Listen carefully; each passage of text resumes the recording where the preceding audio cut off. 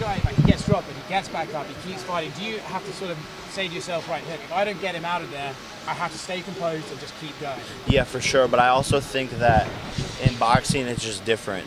The way boxers punch, the way I'm taught, my technique is different than the MMA fighters. That's why you've never seen Tyron Woodley get knocked out like that. It's just a different style, and there's more weight on the end of the glove. So when that's coming to swinging at you, it's like a sledgehammer. Were you upset when you choked your brother out in New Orleans? I think he's a bully, like choking out random dudes on the street. You know, he's always getting into fights, always causing trouble. So I'm excited to go in there August 5th and bully the bully. What did you make of his demeanor today? Sometimes you see more trash talk from him, but he seemed a bit more calm. Yeah, he was like calm, respectful. I don't know. It was interesting. I wanted to get him riled up because he talked that shit on social media. He says everything in interviews, but today when I was face to face with him, he acted like a bitch. So Jay, you said you doing major body work. Because in the back half of that Tommy fight, you start going to the body and start paying dividends. Kind of how Gervonta got Ryan up out of that. Yeah, no, for sure, and a ton of other things, but that's definitely in the game plan always. Do you have to stop him? It's not just by getting your hand raised. You have to stop him.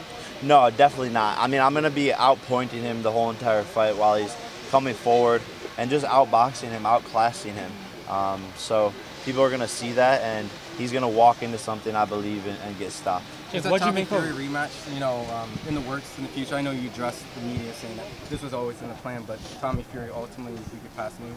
Yeah, I think it has to happen again. You know, just the numbers were massive. It was a great event. It was a good fight, and Tommy's down. I'm down, so I think it happens at some point for sure. You put 800,000 to your 830. I know that media's put out different numbers, but you had a different number from a lot of people. Yeah, like I know the actual numbers in the business, and they put out 1 million+ pay-per-view buys for Ryan versus Tank, but that's not the truth. It was 800,000, granted at a higher price point.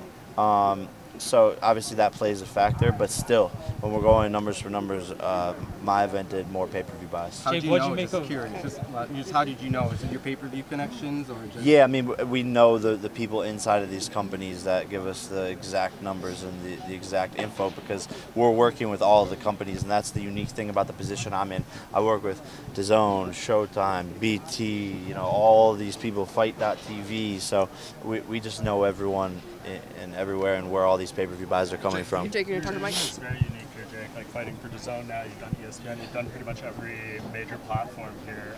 What are you seeing so far as like the partnership with this company? No, I think it's great. You know, my first professional fight was with DAZN, so excited to be working back here again. And obviously, it's a great team, and it's going to be another massive success for the company. Is this personal with Nate in your mind? I mean, not really. Like, I don't take things personal. I just think it's fun to troll, talk shit, have fun at the press conferences, and put on a show for the fans. But in terms of me winning the fight, it's me versus me. I'm going to be locked into my training camp over the next 88 days and focus on being the best version of myself. Did he say anything up there today that surprised you or took you off guard? He was just like hella nice, but it doesn't make any sense. Like, I don't know, he's talking all that shit online, talking shit on Twitter, and then just didn't really say anything. Okay, guys. That's a bit of like mental warfare on his behalf? I don't think he's that smart, brother. Okay, thank you guys.